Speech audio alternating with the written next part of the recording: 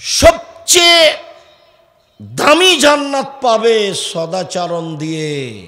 শুনুন, সদাচরণ এমন একটা জিনিস যা দিয়ে দুইটা বড় বড় আমলের নেকি পাওয়া যায়।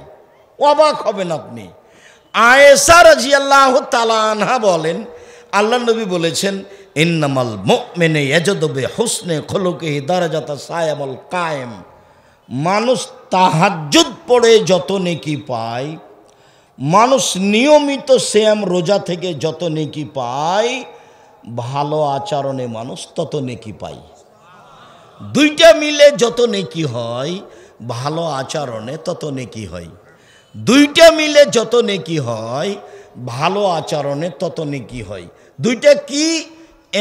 এক, নিয়মিত তাহাজ্জুদ পড়া, এটা তো ভিন্ন ধরনের ইবাদত। একজন সাহাবী রাতে আল্লাহ রাসূলের কাছে ওযুর পানি আর মেশক নিয়ে উপস্থিত। উনি বলছেন যে আমি রাসূলের সাথে ছিলাম এক রাতে, তো আমি ওযুর পানি আর মেশকটা নিয়ে উপস্থিত। তো আল্লাহ রাসূল আমার কাজটা দেখে খুশি হয়েছেন। খুশি হয়ে বলছেন, সালমা শেতা, তোমার মনে যা লাগে সেটা তুমি চাও, দিয়ে দিব আমি খুশি হয়েছি তোমার উপরে। তোমার মনে যা চাই সেটা তুমি চাও, দিয়ে দিব তোমাকে, আমি তোমার উপরে খুশি হয়েছি। তখন লোকটা বলছে, সাহাবী বলছেন, আসআলুকা মুরাফাতাকা ফিল জান্নাতে, আমি আপনার সাথে জান্নাতে থাকতে চাই। যেমন চেয়েছেন তেমন বলেছেন, যেমন নবী বলেছেন তেমন সাহাবীও বলেছেন। তখন আল্লাহ রাসূল বলছেন, আওয়া গায়রা জারিক, না না না না না না, এটা নয়, এটা নয়, এটা নয়, অন্যটা চাও, অন্যটা চাও, অন্যটা চাও। তখন সাহাবী বলছেন, হোয়া জাকা, এটাই চাই, এটাই চাই। তখন আল্লাহ রাসূল বলছেন, তাহলে কেমন হলো? আইন্নি বেকাসরাতি সুজুদ, তুমি একটু বেশি বেশি তাহাজ্জুদ পড়ে আমাকে সাহায্য করো। রাতে তাহাজ্জুদ পড়লে আমার সাথে থাকার সুযোগ হবে, রাতে তাহাজ্জুদ না পড়লে আমার সাথে থাকার সুযোগ হবে না। তো রাতে তাহাজ্জুদ পড়ে থাকার সুযোগ হবে, এই কথা রাসূল সাল্লাল্লাহু আলাইহি সাল্লাম বললেন। এখানে তাহাজ্জুদ তাহলে কত দামি ইবাদত, তাহাজ্জুদ তাহলে কত দামি ইবাদত। এক, তাহাজ্জুদ। দুই, নফল সিয়াম। ইবাদতের জগতে দামি ইবাদত হলো সিয়াম রোজা। দুইটা মিলে যত নেকি হয়, সদাচরণে তত নেকি হয়। দুইটা মিলে যত নেকি হয়, সদাচরণে তত নেকি হয়। এই ছেলে, বসো। তোমার এত ব্যস্ততা লেগেছে, তোমার তো একটা ইতস্তবোধ, লজ্জাবোধ থাকা দরকার। কয়েক মিনিট থামেন। আপনি আমাকে প্রয়োজন দেখাচ্ছেন কেন? আপনার ওইরকম প্রয়োজন তো আমি দেখতে চাই না, ওটা তো আমি পছন্দ করি না। এক পায়ে দাঁড়িয়ে থাকবেন, আমি আপনার জন্য এসেছি, আপনার কিছু না কিছু আমি উপকার করবই করব ইনশাআল্লাহ। এখানে রাসূলের সাথে জান্নাতে থাকতে পাওয়ার একটা পথ দেখলাম, রাতে তাহাজ্জুদ পড়া। আরো দুটা পথ আছে, 1 মিনিট বলে দেখায় আপনাকে। আল্লাহ নবী বলছেন, মান আলা সালাসা বানাতিন, মান আলা জারিয়াতাইনে, কেউ যদি দুইটা মেয়ের লালন পালন করে, দুইটা বেটি জন্ম নিয়েছে, লালন পালন করেছে, শিক্ষা দিয়েছে, শিষ্টাচার শিক্ষা দিয়েছে, তাহলে সেই বাপ আর আমি জান্নাতে একসাথে থাকব। দিয়ে ওয়াসারাবি সাবাবা আলস্তা দাম্মা বাইনাহুমা, মধ্যমা এবং তর্জনী দিয়ে ইশারা করলেন আর বললেন, দেখো এই যে জমা হয়ে আছে, ওই দুইটা মেয়ের বাপ আর আমি মুহাম্মদ সাল্লাল্লাহু আলাইহি সাল্লাম জান্নাতে একসাথে থাকব। আরেকটা কথা এখানে আছে, সেটা হলো এই, আল্লাহ নবী বলছেন, কে যদি এতিমের লালন পালন করে, এতিম, জামিয়া সালাফিয়ায় প্রায় 5000 ছেলে মেয়ে পড়াশোনা করে। জামিয়া সালাফিয়ায় 300 জন শিক্ষক শিক্ষিকা, ইন্ডিয়ান, বাংলাদেশি, সৌদি আরব থেকে আসেন, মদিনা বিশ্ববিদ্যালয় থেকে তারা শিক্ষা দিতে আসেন। দেশের সর্ববৃহৎ, সর্বোচ্চ শিক্ষা মানে শিক্ষা গুণে, শিক্ষক সংখ্যায়, শিক্ষক গুণে সবচেয়ে বড় প্রতিষ্ঠান জামিয়া সালাফিয়া, যেখানে 300 জন শিক্ষক শিক্ষিকা আছেন, প্রতি মাসে বেতন লাগে 32 লক্ষ। জামিয়া সালাফিয়া কেন কথাটা আসলো? 519 জন এতিম অসহায় আছে, 519 জন। ওর ভর্তির সময় থাকে 1 জানুয়ারি, ডিসেম্বরে ফর্ম দেয় আর 1 জানুয়ারি ভর্তি হয়। দেশের সর্ববৃহৎ প্রতিষ্ঠান, যেটা রূপগঞ্জ নারায়ণগঞ্জে প্রায় 100 বিঘা কাছাকাছি, যেটা রাজশাহীতে প্রায় 40 বিঘা, যেটা দিনাজপুরে সেটা প্রায় 20 বিঘা, যেটা রাজশাহীতে মহিলা হতে যাচ্ছে সেটা 70 বিঘা জমির ওপরে, তার 40 বিঘা পুকুর আছে। দেশের সঠিক আকীদার ভিন্ন ধরনের নিজস্ব সম্পদ জামিয়া সালাফিয়া, দেশের জনগণের সঠিক আকীদার মানুষের নিজস্ব সম্পদ জামিয়া সালাফিয়া। আমার মনে বড় স্বাদ, আমি এই দেশের মাটিতে উন্নত মানের প্রতিষ্ঠান গড়বই গড়ব ইনশাআল্লাহ, যেখানে ছেলে মেয়ে বাংলা, ইংরেজি, আরবি উন্নত মানের শিক্ষা অর্জন করে জাতির অন্যায়ের বিরুদ্ধে লড়বে, মুখে কলমে মিডিয়ায় লড়বে ইনশাআল্লাহ। তার জীবন বাজি রেখে আমি চেষ্টা চালিয়ে যাচ্ছি, সফল হয়েছি, সফল হব আরও ইনশাআল্লাহ। দেশের সর্ববৃহৎ প্রতিষ্ঠান জামিয়া সালাফিয়া, দলমুক্ত প্রতিষ্ঠান জামিয়া সালাফিয়া, সংগঠন মুক্ত প্রতিষ্ঠান জামিয়া সালাফিয়া, হিংসা মুক্ত প্রতিষ্ঠান জামিয়া সালাফিয়া, শিরক মুক্ত প্রতিষ্ঠান জামিয়া সালাফিয়া, বিদাত মুক্ত প্রতিষ্ঠান জামিয়া সালাফিয়া। দেশের শিক্ষা গুণে, শিক্ষক সংখ্যায়, শিক্ষা মানে সবচেয়ে গুরুত্বপূর্ণ প্রতিষ্ঠান জামিয়া সালাফিয়া। বলছিলাম সম্মানিত দিনী ভাই বোন, 3টে মেয়েকে শিখিয়ে দিল, শিষ্টাচার শিখিয়ে দিল, বিবাহ শাদী দিয়ে দিল। সেই বাপ আর জাহান্নাম, এই দুইটার মধ্যে অন্তরাল হবে মেয়েরা। ওইদিকে থাকবে জাহান্নাম আর এদিকে থাকবে বাপ, আর মধ্যে থাকবে মেয়েরা। মেয়েরা বলবে আমার বাপকে আগে জান্নাতে দিতে হবে, তারপরে কোনো কথা। পাপ নেকি বুঝতে চাচ্ছি না, আমাদের কথা আগে চূড়ান্ত হতে হবে, তারপরে কোনো কথা। ওরা হবে অন্তরাল, ওইদিকে জাহান্নাম, এদিকে পিতা, মধ্যে মেয়েরা। একটা মেয়ে হলে দাদি বলে ডিপিএস খুল, 2টা মেয়ে হলে বলে কি করবি, 2টা গাভী নে, মেয়ের বিবাহ দিবি না। 3টে মেয়ে হলে দাদি নানি খালা ফুফু সবাই বলে বউ তালাক দিয়ে দে। মানে কারো স্বভাব একটু ভালো নয়, ধর্মকর্ম কেউ বুঝেও না। দুঃখিত, 1 মিনিট।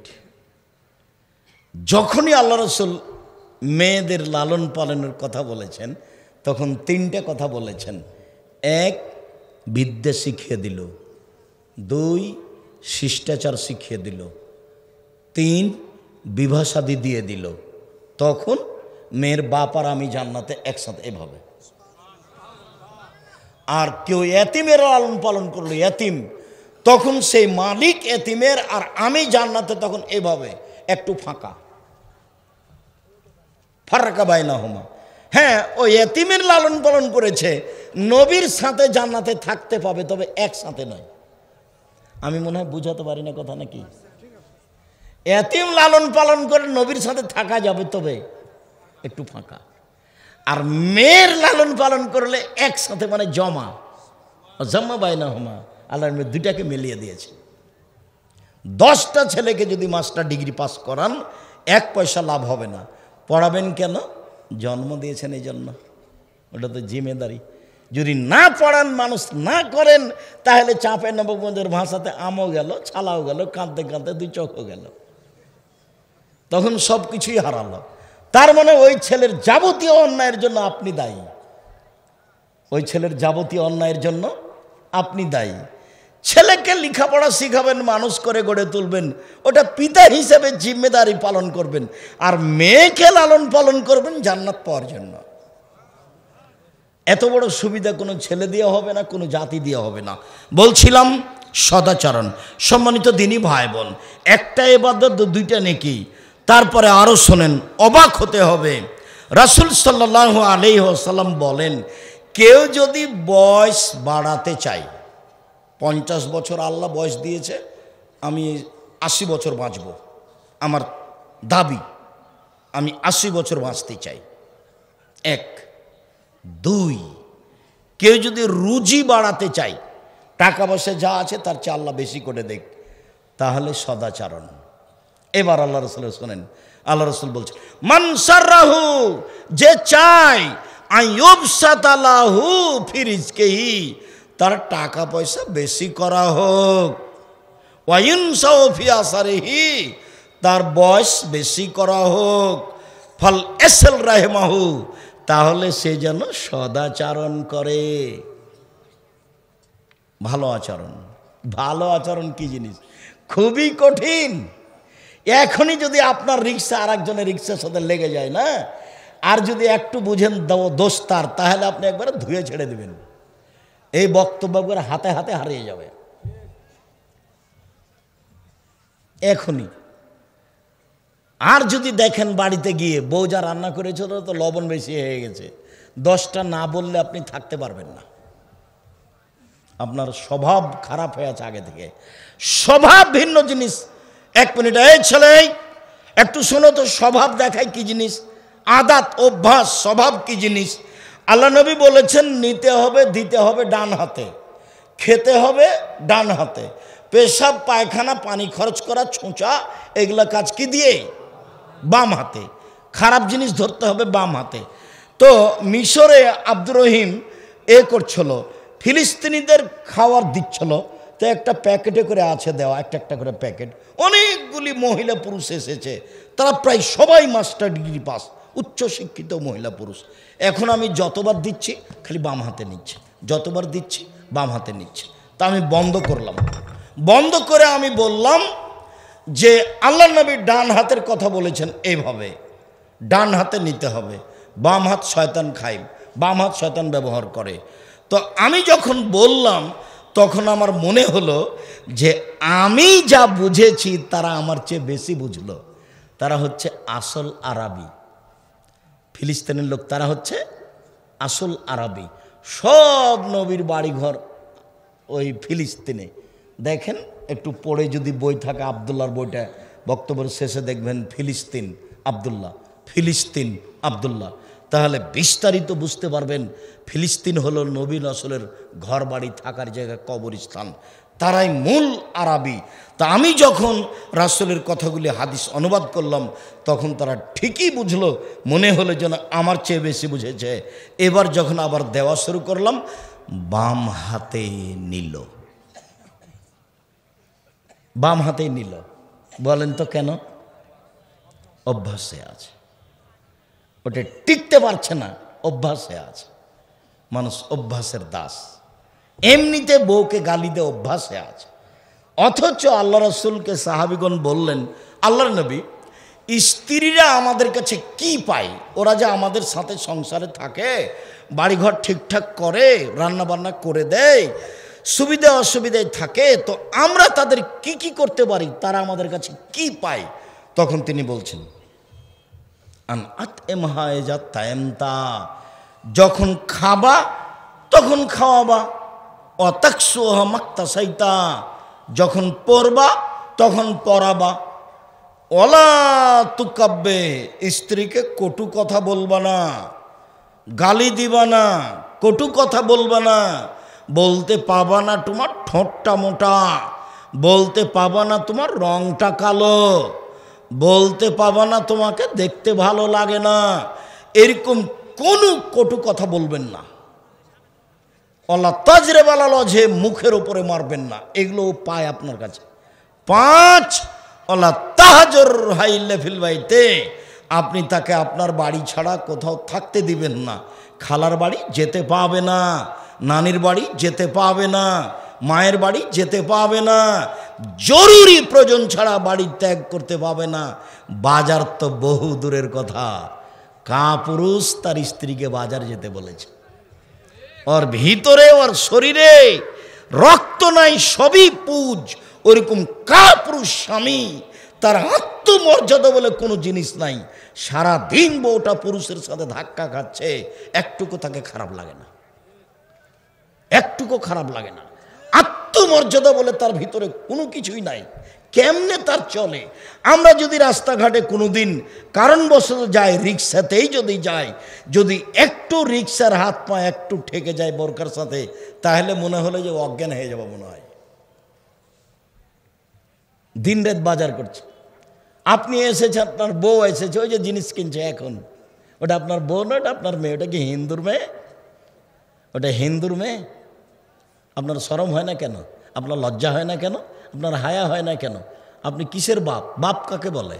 এ দেখেন, বাপ মানে আল্লাহ মাহা শিক্ষা দিয়েছে, ওয়াদ্দা বাহা শিষ্টাচার শিখিয়ে দিয়েছে, ওয়াহসানা ইলাইহা তার সাথে ভালো আচরণ করেছে, জাওয়াজাহা তাকে বিবাহ দিয়ে দিয়েছে, তার নাম বাপ।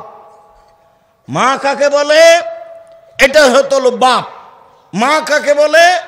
মা হলো জাবের বলছেন, আল্লাহর নবী আমার আব্বা ওহুদের যুদ্ধে শহীদ হয়েছেন 9 জন মেয়ে রেখে, আমার 9 জন বোন আছে। আল্লাহর নবী আমার আব্বা ওহুদের যুদ্ধে শহীদ হয়েছেন 9 জন মেয়ে রেখে, আমার 9 জন বোন আছে। আমি বেশি বয়সের মেয়ে বিবাহ করেছি 4টা কারণে, আমি কম বয়সের মেয়ে বিবাহ করিনি। আপনি তো বলছেন জাবের কুমারী কম বয়সের মেয়ে বিবাহ করলে না কেন? তুমি তার সাথে খেলতে ও তোমার সাথে খেলতো, তুমি তার সাথে খেলতে ও তোমার সাথে খেলতো।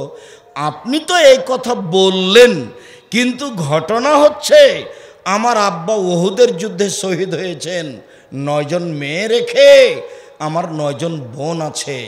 আক্রাহু আন আতাজাওয়াজা মিসলাহুন্না, আমি 4টা কারণে তাদের মতো কম বয়সের কম বুদ্ধির মেয়েকে বিবাহ করা পছন্দ করিনি।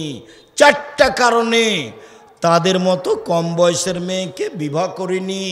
4টা কারণে তাদের মতো কম বয়সের মেয়েকে বিবাহ করিনি।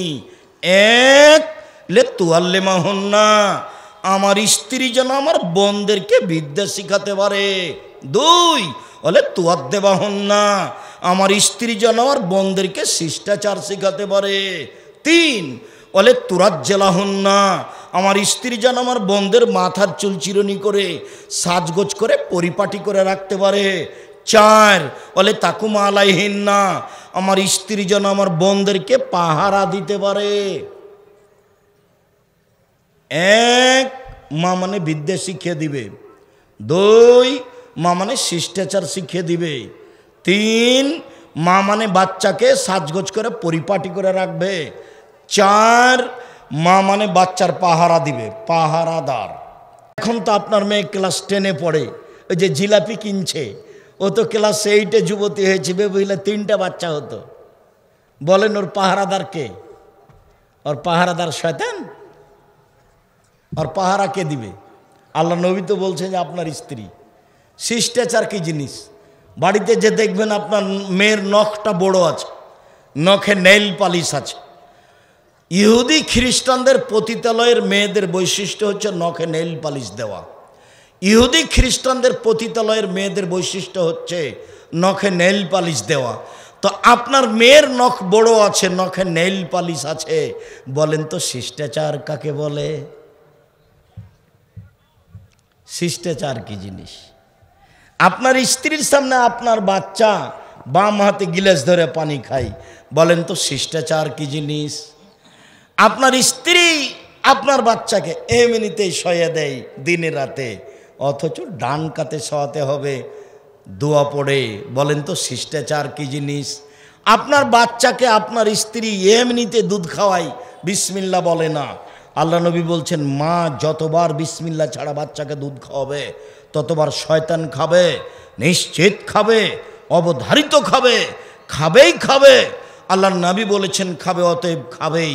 আপনার স্ত্রী একদিনও বিসমিল্লাহ বলে না, বলেন তো শিষ্টাচার কি জিনিস? আপনার বাড়ির দরজাটা আপনার স্ত্রী বন্ধ করে, বিসমিল্লাহ বলে না। বলেন তো শিষ্টাচার কী জিনিস? আপনার বাচ্চাকে সন্ধ্যার সময় আপনার স্ত্রী বাহিরে নিয়ে চলে যায়, উঠানে নিয়ে যায়, ছাদের উপরে নিয়ে যায়। আল্লাহ নবী বলছেন সূর্য ডুবার সময়তে বাচ্চাকে বাইরে নিবা না। কেননা ওই সময় শয়তান চলাচল করে। বাচ্চাকে দেখলে বাচ্চা রাতে কান্নাকাটি করবে, বহন করবে, আপনার স্ত্রী বুঝে না। বলেন তো শিষ্টাচার কী জিনিস? ডান হাতটা বাচ্চার আগে গায়ে ঢোকাতে হবে। বলেন তো শিষ্টাচার কী জিনিস? ডান পায়ের জুতাটা বাচ্চাকে আগে দিতে হবে। বলেন তো শিষ্টাচার কী জিনিস?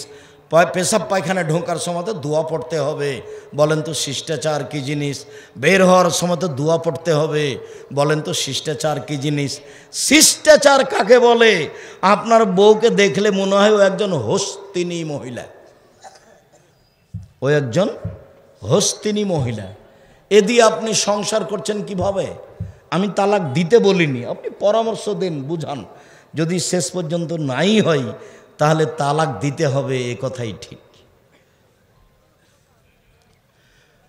আবু হুরায়রা রাদিয়াল্লাহু তাআলা আনহু বলেন, রাসূল সাল্লাল্লাহু আলাইহি সাল্লাম বলেছেন, আর-রাহমু শুহনাতুন মিনার রহমান, সদাচরণ রহমান থেকে বের হয়েছে। এটা হলো রহমান, সদাচরণ রহমান থেকে বের হয়েছে। কাল আল্লাহ তাআলা, আল্লাহ তাআলা বলেন, এই সদাচরণ, মান ওয়াসালাকে ওয়াসালতহু আমান কাতাকে কাতাতহু, তোমাকে যে নিবে আমি আল্লাহ তাকে নিব। এই সদাচরণ, তোমাকে যেই ছেড়ে দিবে আমি আল্লাহ তাকে ছেড়ে দিব। যার সদাচরণ নেই তার আল্লাহ নেই। ও খায় কিভাবে?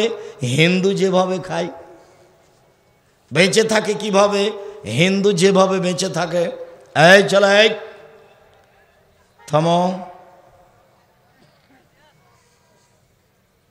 আয়েশা রাদিয়াল্লাহু তাআলা আনহা বলেন, সদাচরণ এইভাবে আর্শ ধরে ঝুলন্ত, সদাচরণ এইভাবে আর্শ ধরে ঝুলন্ত, ঝুলন্ত অবস্থায় সদাচরণ বলে। পৃথিবীর মানুষ শুনে রেখো, মান ওয়াসালানি ওয়াসালাহুল্লাহ, আমাকে যে নিবে আল্লাহ তাকে নিবেন। অমান কাতানি কাতাহুল্লাহ, আমাকে যে ছেড়ে দিবে আল্লাহ তাকে ছেড়ে দিবেন। সদাচরণ কি জিনিস? যার আল্লাহ নেই তার, যার সদাচরণ নেই তার আল্লাহ নেই, যার সদাচরণ আছে তার আল্লাহ আছে। সদাচরণ দেখাবেন আব্দুর রাজ্জাক সাহেব বাস্তব? জি হ্যাঁ, দেখেন। কিভাবে দেখবেন?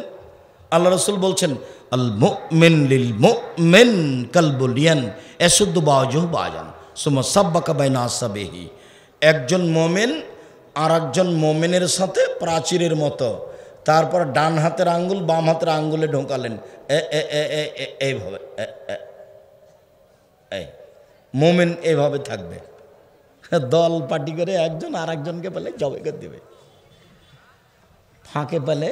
আর যদি জেলে দিতে পারে, কাজ একটা করেছি ভাই, একটা কাজ করেছি, কি হয়েছে? আরে ওকে তো জেলে ঢুকিয়ে ছেড়েছি। আজকের পরে যতদিন বেঁচে থাকবেন প্রতিশোধ আজকে মুছে দেন। প্রতিশোধ নেই, সে দোস্ত হোক আর দুশ্মন হোক, সে যেই হোক না কেন, যে কয়েকদিন যে কয়েক ঘন্টা বেঁচে আছেন প্রতিশোধের পাতা কেটে দেন। এ দেখেন মুমিন কি জিনিস। রাসূল সাল্লাল্লাহু আলাইহি সাল্লাম বলেন, আল মুমিন লিল মুমিন কারাজুলিন ওয়াহিদ, সারা পৃথিবীর মুমিন পুরুষ নারী একজন। ইনিস্তাকাইনো ইস্তাকাকুল্লাহু, একজন মানে চোখে ব্যথা হলে সব জায়গায় ব্যথা বুঝে। একজন মানে মাথায় ব্যথা হলে সব শরীরে ব্যথা বুঝে। মানে পাশে একজন মুমিন যদি বিপদে পড়ে, আমিও সেই বিপদগ্রস্ত। রাতে যদি বিপদে পড়ে দৌড়িয়ে গিয়ে বলবো, ভাইজান কি সমস্যা, ভাইজান কি সমস্যা, কি ডাক্তার ডাকবো, কি অ্যাম্বুলেন্স নিয়ে আসবো? এর নাম হচ্ছে মোমেন। সম্মানিত দিনী ভাই বোন, আমি আপনাকে বিষয়টি গুরুত্ব সহকারে দেখার জন্য অনুরোধ জানাচ্ছিলাম। মনে রাখবেন চারটে জিনিস: 1, 5 ওয়াক্ত সালাত, 2, হালাল রুজি, 3, কোরআন তেলাওয়াত, 24 ঘন্টায় অন্তত একবার কোরআন তেলাওয়াত করবেন, সূরা ইখলাস হলেও 3 বার, তাহলে আপনি একবার কোরআন তেলাওয়াতের নেকি পেয়ে যাবেন। 4, 2 জন যেখানে বসে আছে সেখানে আড্ডা পিটবেন না, বসবেন না। স্ত্রীর সাথে সদাচরণ করবেন। আপনার স্ত্রী যদি 4টা কাজ করতে পারে, জান্নাতের সব দরজা খোলা। আপনার স্ত্রী যদি 4টা কাজ করতে পারে, জান্নাতের সব দরজা খোলা। 1, 5 ওয়াক্ত সালাত, 2, রমজানের রোজা, 3, স্বামীকে মেনে চলা, 4, জেনায় লিপ্ত না হওয়া। স্বামীকে মেনেই চলতে হবে, তিতে লাগলেও মিঠা লাগলেও, তার মুখের ভাষা খারাপ হলেও। আব্দুর রাজ্জাক সাহেব থামেন, আপনি যখন বক্তব্য দেন তখন তো আমাদেরকে বলে চলে যান, তিতে লাগলেও স্বামী মানতে হবে, মিঠা লাগলেও স্বামী মানতে হবে। আমার স্বামীর মুখ এত খারাপ, তার মুখের দিকে আমি তাকাতেই পারি না। শোনেন, এ কথাই ঠিক, আপনার স্বামীর মুখ খারাপ, এ কথাই ঠিক। তারপরেও এইভাবে মাস মাস তার সাথে কথা বন্ধ রাখা যাবে না। যখন মেয়ে বাড়িতে থাকে তখন আপনি বলেন, খালেদা তোর বাপকে ভাত দিয়াই। যখন বৌমা বাড়িতে থাকে তখন আপনি বলেন যে হামিদা তোমার শ্বশুরকে পানি দিয়ে আসো। যখন কেউ থাকে না তখন আপনি পানির গিলাসটা নিয়ে স্বামীর সামনে থ্যাক্কস করে রেখে চলে যান। এই সংসার চলবে না। যদি টিকতে নাই পারেন তাহলে 24 ঘন্টার মধ্যে স্বামী থেকে ফিরে আসেন, খোলা তালাক করে নেন। স্বামী ভালো থেকে ভালো হলেও খোলা তালাক করা যায়, হাদিস বুখারী মুসলিম। আপনি কোর্টে গিয়ে, আপনি কাজীর কাছে গিয়ে, আপনি ওই ছেলের গ্রামের লোকের কাছে গিয়ে আপনি খোলা তালাক করে নেন। সংসার করলে তাকে মেনেই চলতে হবে, তিতা লাগলেও মিঠা লাগলেও, এটা একান্ত জরুরি। জেনা হয়ে গেছে, ক্ষমা চান, তাহলে আপনি ভালো, সব দরজা খোলা। আর একটা বলি, অজু করার পরে যদি বলেন আশহাদু আল্লা ইলাহা ইল্লাল্লাহু ওয়াহদাহু লা শারীকা লাহু ওয়া আশহাদু আন্না মুহাম্মাদান আবদুহু রাসূলুহু, তাহলে জান্নাতের সব দরজা খোলা। আল্লাহুম্মা জাল্লা মিনাত তাওবিন ওয়া জাল্লা মিনাল মুতাতাহিরিন বললে সব দরজা খোলা হবে না, নেকি হবে। আর আশহাদু আল্লা ইলাহা ইল্লাল্লাহু ওয়াহদাহু লা শারীকা লাহু ওয়া আশহাদু আন্না মুহাম্মাদান আবদুহু রাসূলুহু বললে সব দরজা খোলা। মহিলা যদি 4টা কাজ করতে পারে, জান্নাতের সব দরজা খোলা। সবাই যদি অজুর পরে এই দোয়া পড়তে পারে তাহলে জান্নাতের সব দরজা খোলা। আর একটা কথা মাথায় ধাক্কা খাচ্ছে, একটু বলি। আল্লাহ নবী বলছেন, সুন্দর করে অজু করলো 1, পায়ে হেঁটে মসজিদে গেল 2, তারপরে 1 সালাতের পরে আর 1 সালাতের অপেক্ষা করলো 3, তাহলে হয়ে যাবে সেই দিনের মতো যেদিন তার মা তাকে জন্ম দিয়েছে, নিষ্পাপ হয়ে যাবে। অন্য জায়গায় অন্য হাদিসে এসেছে, 1 সুন্দর করে অজু করলো, 2 পায়ে হেঁটে মসজিদে গেল, 3 সালাতের পরে মসজিদে বসে বসে তাসবিহ তাহলিল করলো, তাহলে তার মরে যাওয়া ভালো, বেঁচে থাকা ভালো। তার মরে যাওয়া ভালো, বেঁচে থাকা ভালো, বাঁচলেও যা, মরলেও তাই। তারপরে বলছেন ওয়াকানা কা মিন খাতিয়াতিহি কা ইয়াউমিন ওয়ালাদাতহু উম্মুহু, লোকটা হয়ে গেল পাপ থেকে সেই দিনের মতো যেদিন তার মা তাকে জন্ম দিয়েছে, নিষ্পাপ হয়ে গেল। লোকটা হয়ে গেল সেই দিনের মতো যেদিন তার মা তাকে জন্ম দিয়েছে, নিষ্পাপ হয়ে গেল। আর একটা আছে, অসুখ হওয়ার পরেও যদি কেউ বলে আলহামদুলিল্লাহ, অসুখ হওয়ার পরেও যদি কেউ বলে আলহামদুলিল্লাহ, তাহলে লোকটা হয়ে গেল সেই দিনের মতো যেদিন তার মা তাকে জন্ম দিয়েছে, নিষ্পাপ হয়ে গেল। আবার বলছেন, শোনো শোনো, কারো যদি জ্বর হয় না, জ্বর বুঝি না নাকি, কারো যদি গায়ে জ্বর হয় তো কামারের হাপড়ে লোহা স্বর্ণ চাঁদি দিয়ে যখন লাল হয়ে যায় তখন আর গাও থেকে ময়লাগুলো ঝরে যায়। যেমন জ্বর হলে মানুষের পাপ ঝরে যায়, তেমন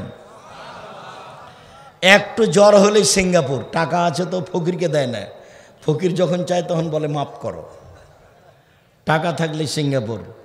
আপনি অসুখ বিসুখ হয়েছে আপনি ধৈর্য ধারণ করেন, তাহলে রাসূল সাল্লাল্লাহু আলাইহি সাল্লাম এই কথা বলেছেন আলহামদুলিল্লাহ বললে। তিনটা কথা বললাম এখানে কথা প্রসঙ্গে। এক, হজ কবুল হলে হয়ে যায় সেই দিনের মতো যেদিন তার মা তাকে জন্ম দিয়েছে, নিষ্পাপ হয়ে যায়। দুই, সুন্দর করে ওযু করে পায়ে হেঁটে মসজিদে গিয়ে সলাতের পরে তাসবিহ তাহলিল করলে হয়ে যায় সেই দিনের মতো যেদিন তার মা তাকে জন্ম দিয়েছে। তিন, অসুখ বিসুখ হওয়ার পরেও যদি বলে আলহামদুলিল্লাহ, তাহলে হয়ে যায় সেই দিনের মতো যেদিন তার মা তাকে জন্ম দিয়েছে, নিষ্পাপ হয়ে যায়। আজকের আলোচনা সদাচরণের কাছাকাছি চলে এসেছি। এদিকে দেখেন, মুজাইনা কাবিলার একটা লোক বলছে যে সাহাবিগণ বললেন আল্লাহর নবী, মা খায়রো মা তেল ইনসান, আল্লাহ তো মানুষকে অনেক নিয়ামত দিয়েছেন। 2 হাত নিয়ামত, 2 চোখ নিয়ামত, 2 পা নিয়ামত, আহাল পরিবার নিয়ামত। 1 হাত আছে যার, তাকে জিজ্ঞাসা করলে বোঝা যাবে নিয়ামত কি জিনিস। 1 পা আছে যার, 1 পা নেই যার, তাকে জিজ্ঞাসা করলে বোঝা যাবে পা কেমন নিয়ামত। আল্লাহ রাসূল বলেন তো সবচেয়ে উত্তম নিয়ামত কি, সবচেয়ে যেটা উত্তম আল্লাহ দিয়েছেন। তখন আল্লাহ রাসূল উত্তরে বললেন খলকুল হাসান, সদাচরণ। এইবার এক, সবচেয়ে উত্তম নিয়ামত সদাচরণ। 2, সদাচরণে সবচেয়ে দামি জান্নাত পাওয়া যায়। 3, সদাচরণের নেকি বিচারের মাঠে দাঁড়িপাল্লায় সবচেয়ে ভারী। 4, সদাচরণ দিয়ে বয়স বেশি হয়ে যায়। 5, সদাচরণ দিয়ে রুজি বেশি হয়ে যায়। 6, সদাচরণ এমন একটা জিনিস যা হচ্ছে নেকি, যা দিয়ে সবচেয়ে দামি জান্নাত পাওয়া যায়, যা রাসূল সাল্লাল্লাহু আলাইহি সাল্লাম বললেন। সম্মানিত দিনী ভাই বোন, আজকে আসার সময় তো একটু পরিবেশ উল্টা ছিল, যার কারণে অন্য আলোচনা ইচ্ছা থাকলেও আস্তে আস্তে সিদ্ধান্ত পরিবর্তন হওয়াই আপনার সামনে সদাচরণের কথা বললাম। বাকি জীবন ভালো সদাচরণে কাটানোর চেষ্টা করবেন, প্রতিশোধ নেবেন না, প্রতিশোধ চিরদিনের জন্য বিদায়। স্ত্রীর কাছে অভিমান পেশ করবেন না, অভিমান পেশ করলে শয়তান বোকা বানাবে। স্ত্রীকে প্রতিবাদমূলক কথা বলবেন না, নইলে আপনাকে শয়তান বোকা বানাবে। আমি সকল দিনী ভাই বোনের সামনে সদাচরণের কথা গুরুত্ব সহকারে পেশ করে 5 ওয়াক্ত সালাতের নামাজের জোরালো দাবি জানিয়ে, হালাল রুজির দাবি জানিয়ে, যদি একটা কথা মাথায় ঘুরছিল, এটা ময়মনসিংহ নয়, এই ছেলে, জামালপুর ময়মনসিংহের অন্তর্গত একটা জেলা, আগে ছিল এক সময়। জামালপুর, রংপুর, দিনাজপুর, লালমোহন, নীলফামারী, কুড়িগ্রাম, পঞ্চগড়, ঠাকুরগাঁও, গাইবান্ধা এসব ডিস্ট্রিক্টের লোকের 3টা খারাপ আচরণ। 1, যৌতুক নেই, যৌতুক। ভিক্ষা করা টাকা দিয়ে চাউল কিনে ভাত খেয়ে ইবাদত কবুল হবে। ভিক্ষা করা টাকা দিয়ে চাউল কিনে ভাত খেয়ে ইবাদত কবুল হবে। ভিক্ষা করার টাকা দিয়ে চাউল কিনে ভাত খেয়ে ইবাদত কবুল হবে। যৌতুকের টাকা দিয়ে চাউল কিনে ভাত খেয়ে ইবাদত কবুল হবে না, যৌতুক হারাম। এই যে বললাম, এইভাবে কিয়ামত পর্যন্ত সময় থাকলে কোনো মায়ের বেটা এইভাবে উল্টাতে পারবে না। 30 বছর থেকে বলছি। আগামীকাল সন্ধ্যা হতে হতে খাটখাটলা, চকি বাক্স, মোটর সাইকেল, সাইকেল, টাকা পয়সা ফেরত দিতে হবে 24 ঘন্টায়। তোমার বাপ আর তুমি ভিক্ষা করে খাবা। ভিক্ষা দেয় না কেউ তোমাদের, ভিক্ষা করে খাবা। কেউ যদি এলাকায় ভিক্ষা না দেয়, ট্রেন স্টেশনে যাবা, মানুষের কাছে, অপরিচিত মানুষের কাছে ভিক্ষা চাইবা, ভিক্ষা দিবে। ভিক্ষা করে খাবা কেন? দিন মজুরি করে খাও। দিন মজুরি করে খাওয়া কেন? বাপের জমিদারি আছে, জমিদারি করে খাও, ব্যবসা করে খাও। ভিক্ষা করে খেতে হবে কেন? তবে মনে রেখো, ভিক্ষা করার টাকা দিয়ে চাউল কিনে ভাত খেয়ে ইবাদত কবুল হবে। যৌতুকের টাকা দিয়ে চাউল কিনে ভাত খেয়ে বাদাত কবুল হবে না। তোমার বাপকে যদি আমি কুকুর সিরগালের চেয়ে খারাপ প্রমাণ করতে না পারি, আমি জাতির সামনে বক্তব্য দেব না। তোমার বাপ নিজে থেকে এই টাকা নিয়েছে। আর একটা খারাপ, সেটা হলো এই যে তোমার দাদা মারা গেছে 10 বছর হলো, তোমার দাদা 15 শতক জমি রেখে গেছে, তোমার বাপ নিবে 10 শতক আর তোমার ফুফু নিবে 5 শতক। 10 বছর হলো তোমার দাদা মরা, এখন পর্যন্ত তোমার বাপ তোমার ফুফুকে জমি দেয়নি। তোমার বাপকে যদি আমি কুকুর সিরিয়ালের চেয়ে খারাপ প্রমাণ করতে না পারি, জাতির সামনে বক্তব্য দিব না। তুমি বলে দিও আজকে রাতে গিয়ে তোমার আব্বাকে, আব্বা ভাগ্য নিয়ে এসেছি, ভাগ্য ছেড়ে আসেনি। ভাগ্যে যদি জমিদারি থাকে জমিদারি করে খাবো, ভাগ্যে যদি ভিক্ষা করা থাকে ভিক্ষা করে খাবো। ফুফুর জমি খেয়ে বাঁচতে রাজি নই। 3, এটা জামালপুর, যেটা বলা লাগে না, এটা জামালপুর যেটা বলা লাগে না, সেটা কি আব্দুর রাজ্জাক সাহেব একটু বলেন না। আরে জামালপুর মানে বলা লাগে না কেন? জামালপুর আর গাইবান্ধার মধ্যে হলো যমুনা নদী, ওই দিকে মানুষের বাড়ি সাতক্ষীরার মতো।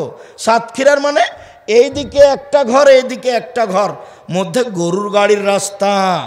আবার ময়মনসিংহ কাছাকাছি, তাই জামালপুর মানে এইদিকে ভিতর বাড়ি ওইদিকে বাহির বাড়ি, 2টা বাড়ি। বাহির বাড়িতে থাকে রাখাল কিষেন, ভিতর বাড়িতে থাকে বউ বেটি।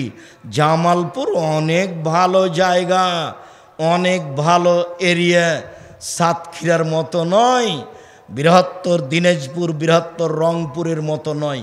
মানে বাড়িঘর ঘেরা আছে, প্রয়োজনে ইট দিয়ে প্রয়োজনে চটছালা দিয়ে, একটা দরজা আছে সেখান দিয়ে সালাম দিয়ে প্রবেশ করে। গরিব মানুষ চটছালা দিয়ে ঘেরে রেখেছে, মধ্যে একটা পর্দা ঝুলিয়ে রেখেছে। আল্লাহ নবী বলছেন দরজা থাকলে তো বন্ধ করে দিত, তো একটা কাপড় ঝুলানো আছে।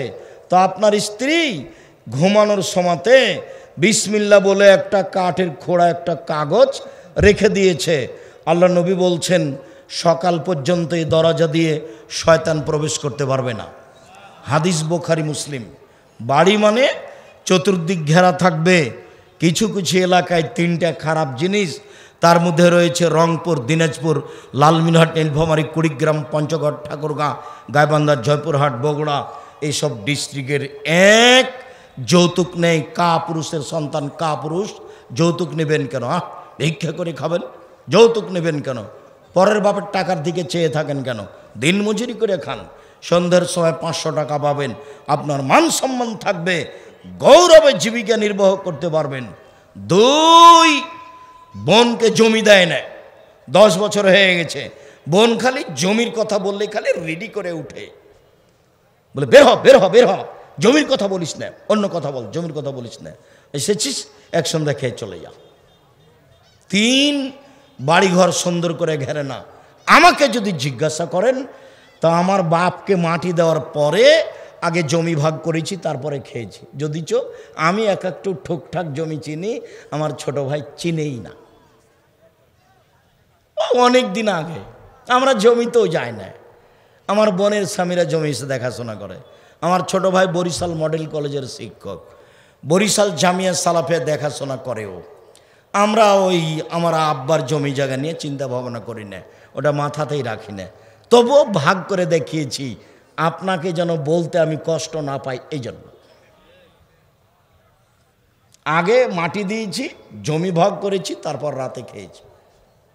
তাছাড়া এর আগে কোনো কথা নেই। আর আপনার আব্বা 10 বছর হলো মরা, এখন পর্যন্ত বোনকে জমি দেননি। আপনি কি দিয়ে বোঝাচ্ছেন যে আমি তাহাজ্জুদ পড়ি? মানুষের হক মেরে খেয়ে তাহাজ্জুদ পড়িয়েন না।